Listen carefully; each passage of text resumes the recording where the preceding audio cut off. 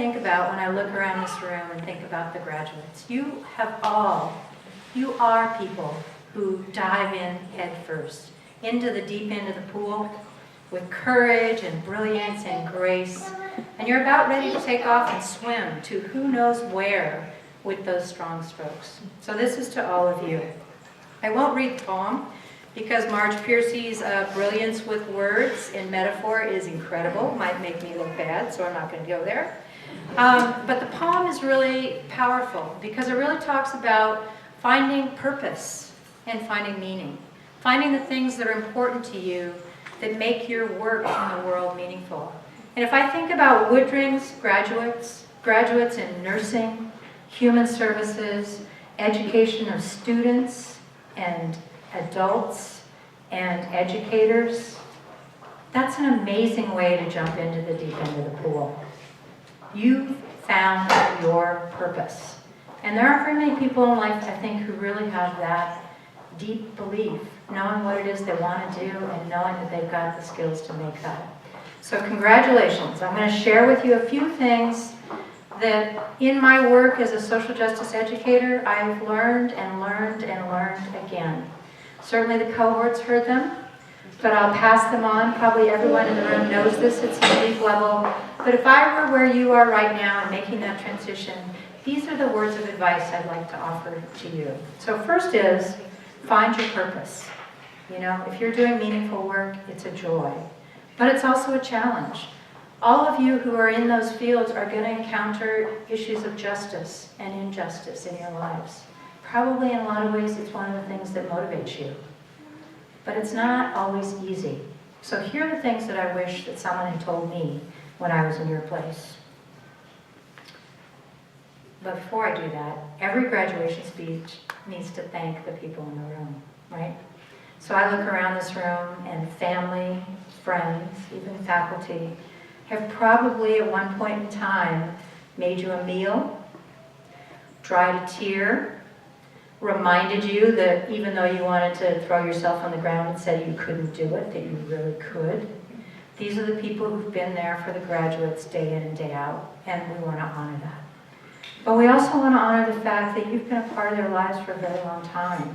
You've made them who they are. You know, if I look at all the people out there, this is a pretty amazing group of people. They bring such talent, such creativity, such inspiration, and they're putting that all to doing good work in the world that's going to make a difference in other people's lives.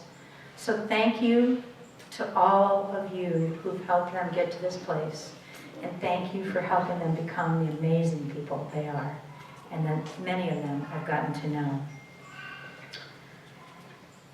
Okay, so here's the next lesson. Know yourself, right? Know where you come from. Because you can't possibly know what your strengths are. You can't possibly know what comes next unless you know where you have been. Know your strengths, because there are going to be days where it's going to be tough, right? There are going to be days when you're going to have to stop and say, wow, why am I doing this? So know your strengths and build on them. Anytime you enter a new career, the learning curve is high, right? And I know at least the students that I've been working with are pretty self-critical, and that will make them better teachers. But please stop and turn around every now and then and give yourself credit for how much you've learned and what your accomplishments are, because they're many. All right?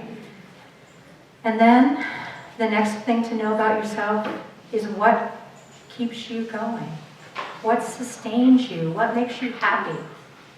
Probably a lot of the people in this room. You know, whether it's taking a run or singing a song or painting a painting or whatever it is that nurtures your spirit and nurtures your soul, you can't do the work of justice without taking care of yourself and participating in the things that really sustain you. You've got to have that love or you're no good to anybody else, but you've got to do that. It's hard sometimes to build that in. We get so many pressures all the time, every day. But take that time to make sure that you do the things that sustain you.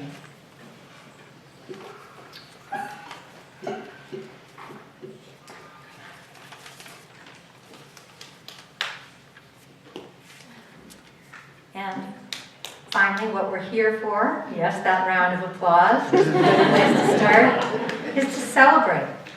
You know, you have to celebrate every success along the way.